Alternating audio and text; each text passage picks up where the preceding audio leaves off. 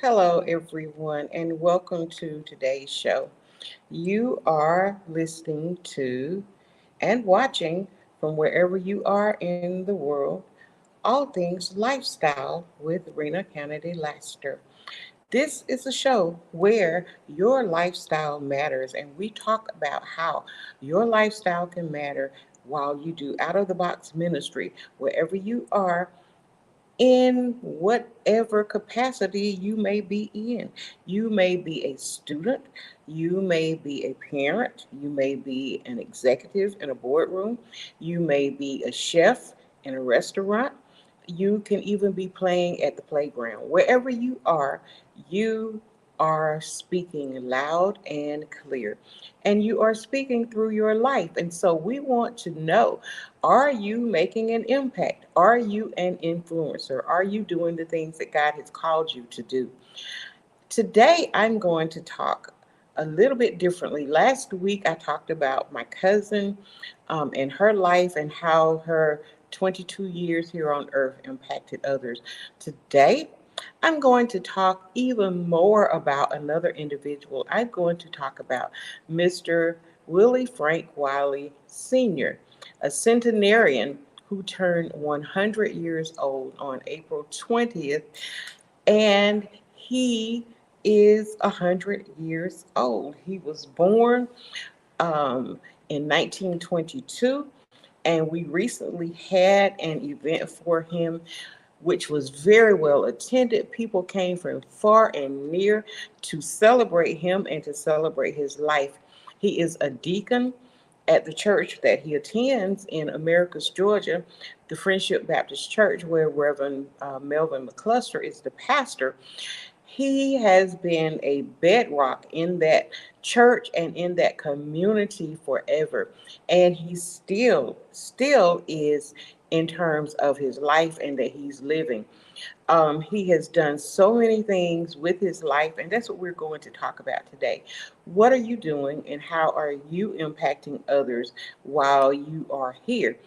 You know, he has done so many things, and so when I talk about and look at the secrets to longevity, the secret to his living such a long life, he often talks about the master and being close to God and listening to him and then staying active. Now, he has been very active all of his life ever since I have known him. I have known him for over 40 years, I know. And he has been consistent the whole time that I have known him. He's been so consistent in terms of his personality, in terms of his demeanor, in terms of his teachings, in terms of his advice, and everything else that he has given. He has been right there with the same thing. And so, in terms of being a consistent person, that's one thing that I can say is a bedrock of a person who is living an out of the box ministry and an out of the box lifestyle, is that your life is going to speak. And when I'm teaching classes in writing and in different things in terms of branding and whatever, one of the things that I tell people is that you need to be consistent. You have to be consistent in who you are, and people need to know what they get when they get you. That was the thing with Christ. People knew what they were going to get, no matter where they saw him, no matter where he was. They often knew what they were going to get. And that's one thing I can say about Deacon Wiley. Now, what were some of the characteristics of and him, not only him, but some of the people, centenarians who have lived 100 years or more? One of the things and one of the characteristics for him is that he has lived a life where he enjoys life. He has been going and going, going, He's traveled the world. Um, he has been very active in the community, all the way from working as a bailiff in the courtroom. He's worked at the hospital as a volunteer. He has done so many different things. He retired from the state of Georgia, where he worked at the surplus warehouse, and he was just always busy. But one of the things that he always wanted to do was to receive his high school diploma. He had to drop out of school, as did a lot of people who were in his age bracket during the time that he was living and during that era, because men were required to work in the fields with the sharecroppers. They were required to help their parents, and they were required to do a lot of things. So they had to get out of school, whether they wanted to or not. And this was the case with him. He had to withdraw from school so that he could work and sharecrop. Now, this is something that a lot of people may not know about, but in the South, people lived on the land that belonged to someone else, and they worked the land for that person. They did the tilling and the planting and all of the different hard work that was required. And in return, they were given a house, and often it was a shanty. That's what I call it. It was like more like a shack, because if you will look at even some of the movies that talk about sharecropping, you will see that the houses they weren't fancy, they weren't anything, elaborate or anything, but it was a roof over their heads. And then they had food to eat, because they could often eat from the property that they were helping to maintain. And so this was what the case was with him. He was having to work in the field, he was having to sharecrop the land, and he had to drop out of school. And so this has been one of his goals forever. But guess what, y'all? On last Saturday, he received an honorary high school diploma from the Sumter County Board of Education, and he was elated. He was ecstatic. He had that, and here's a little clip. It's not very clear, but let's see if I can show it to you. Let's see if I can. This certifies that Frank Policy attended the prescribed school system in Sumter County, Georgia, for education, and is awarded this honorary diploma and has earned all rights and privileges pertaining therein this 23rd day of April 2022. Signed by our superintendent and stamped with the Sumter County School Seal. 100 years old, y'all. 100 years old. Now, so that takes me to asking you, what are some of the goals that you have? Because, we're here, we are living, and often we take life for granted and we don't have goals. He's had this goal for a long time, because there's a long time and a lot of years between the age when he was in school and now, but he had never given up on that dream. He wanted to have his high school diploma, and we made that happen for him. The school board was elated even to be able to do that. And the fact that someone would still have that goal, someone who would still have that aspiration and would want to do something, was something that they were very happy to do.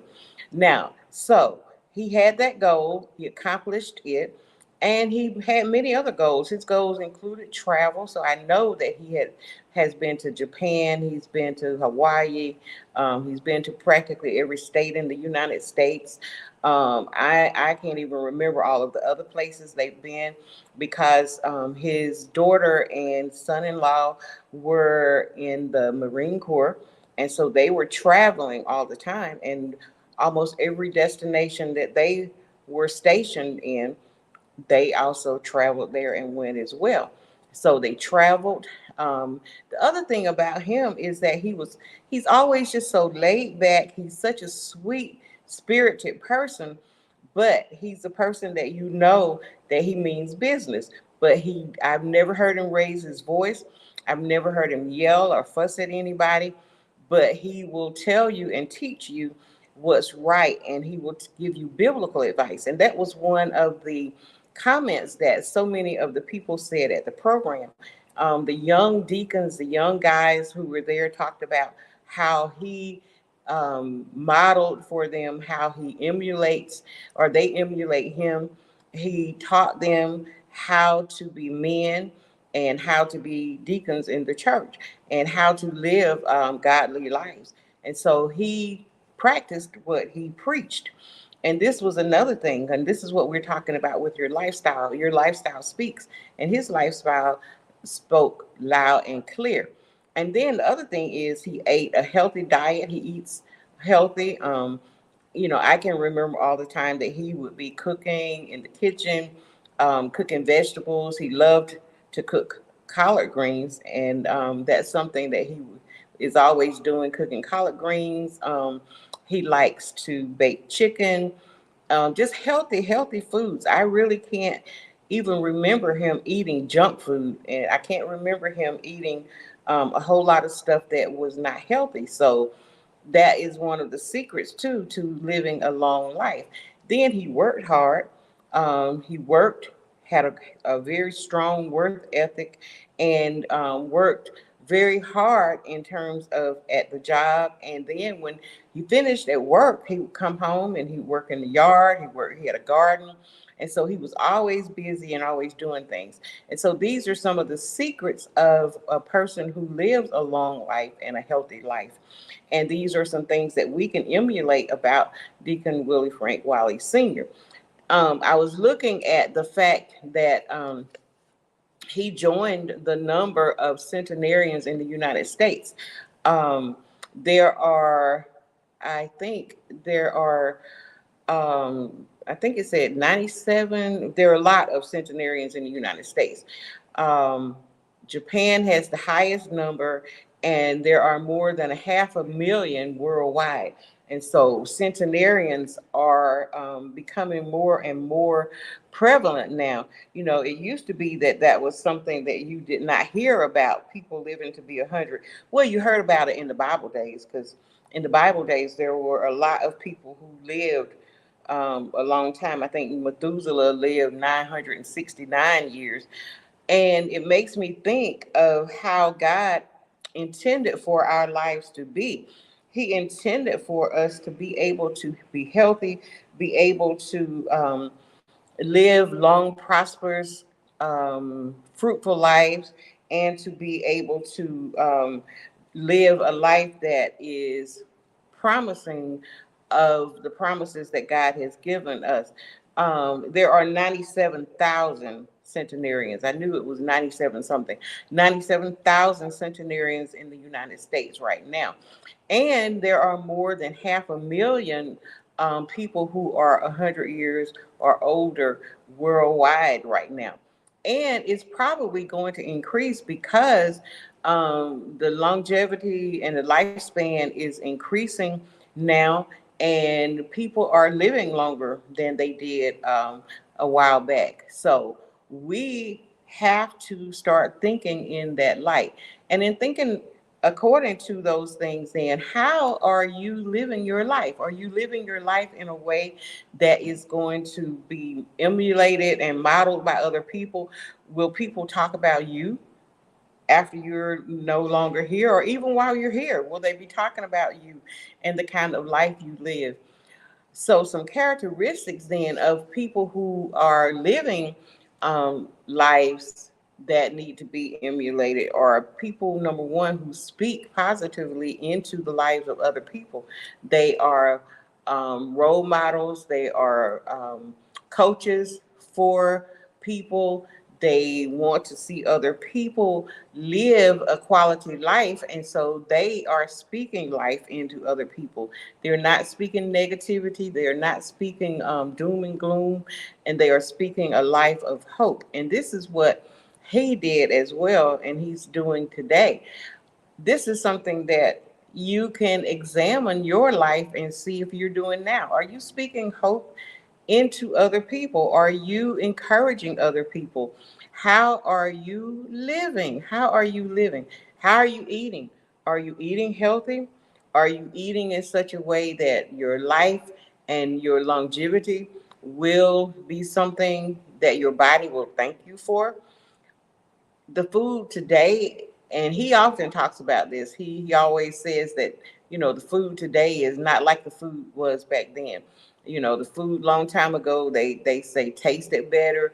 They say that it was more nutritious. And we know that that's probably true now because our food today has so many additives in it. It has so many artificial ingredients. And um, I bought a loaf of bread, y'all, and I had forgotten it, and it was up on the refrigerator.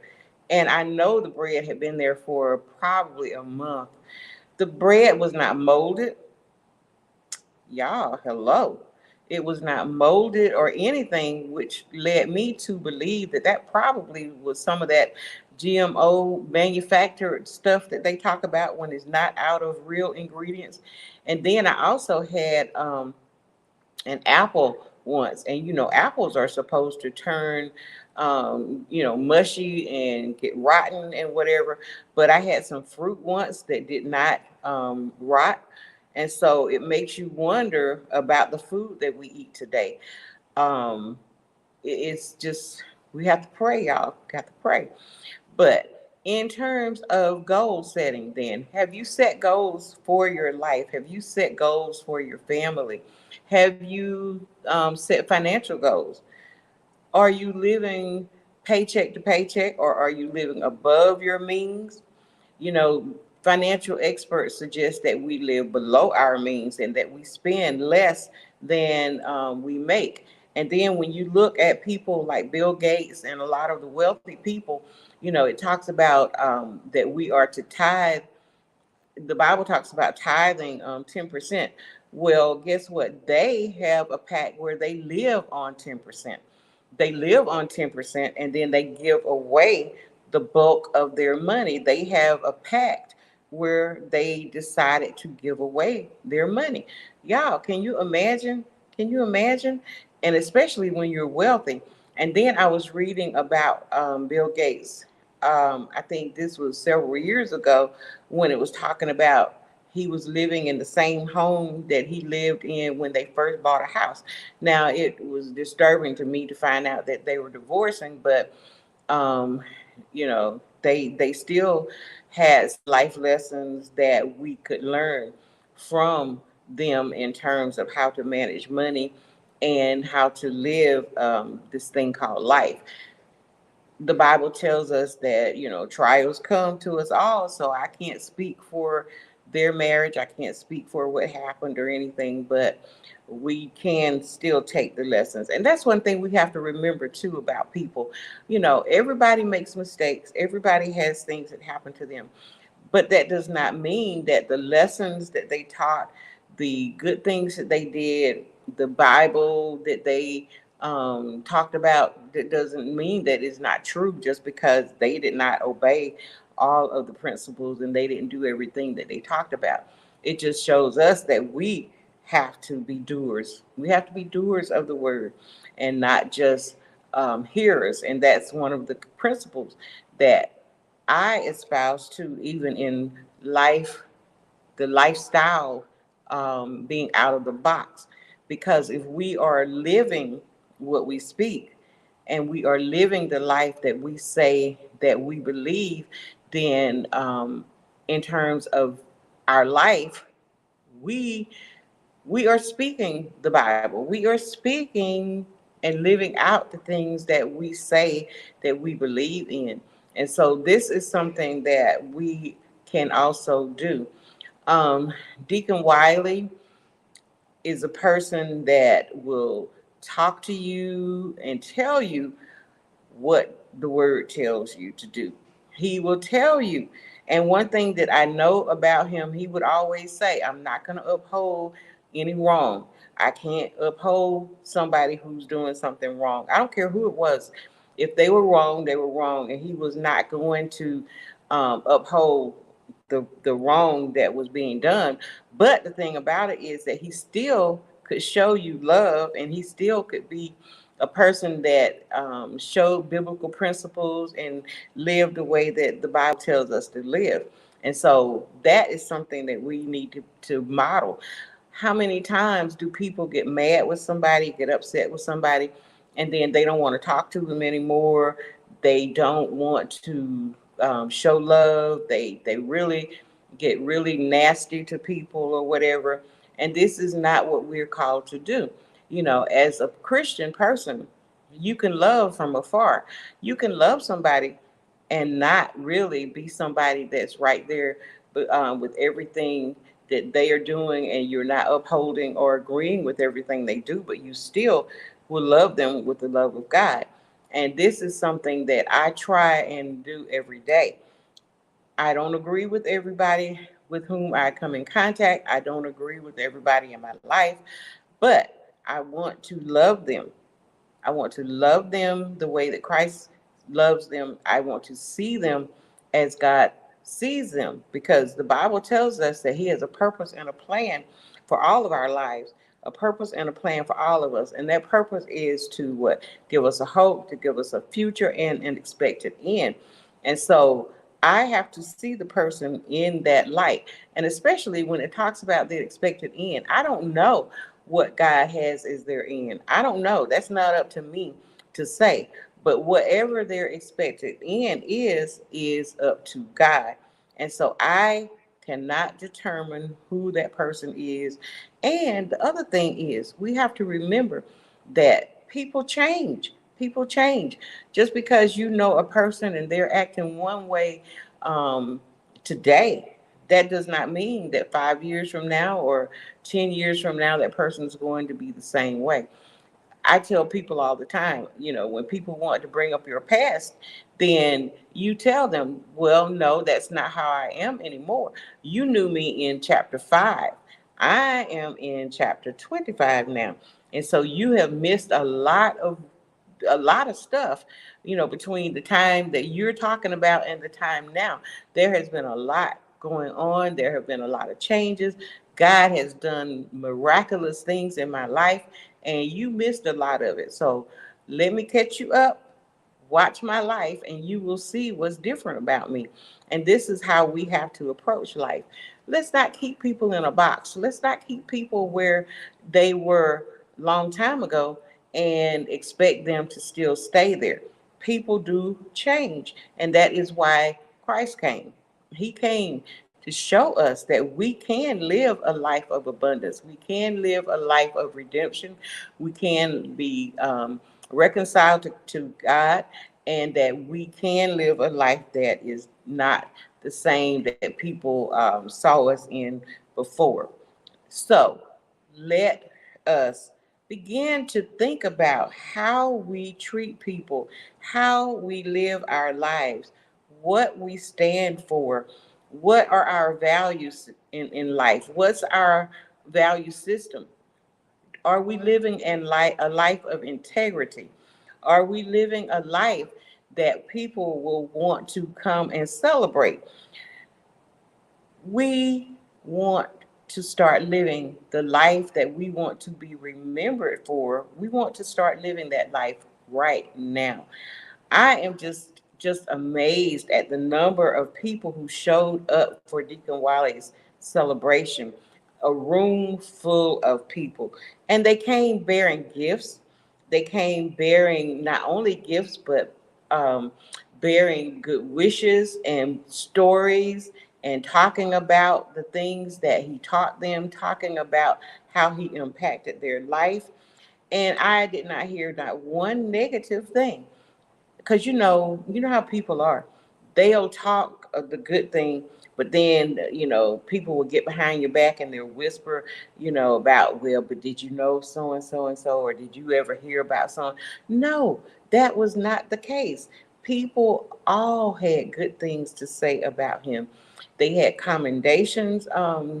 They brought certificates. They brought things that different organizations read about him.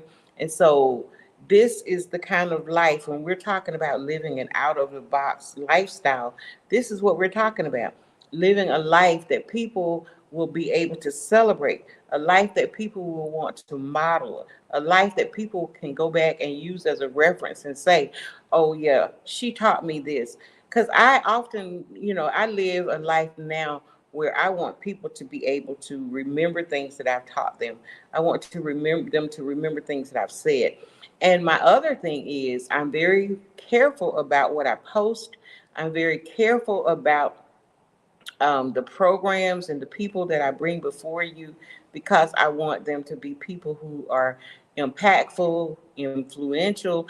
And if I am no longer here tomorrow or next year or whenever, you still can pull my Facebook page, you still can pull my Instagram, my YouTube, or anything else that I have done, and still find that I am still speaking, I am still influencing lives, I am still having impact, and having an impact on a life, and have lived a life that was out of the box.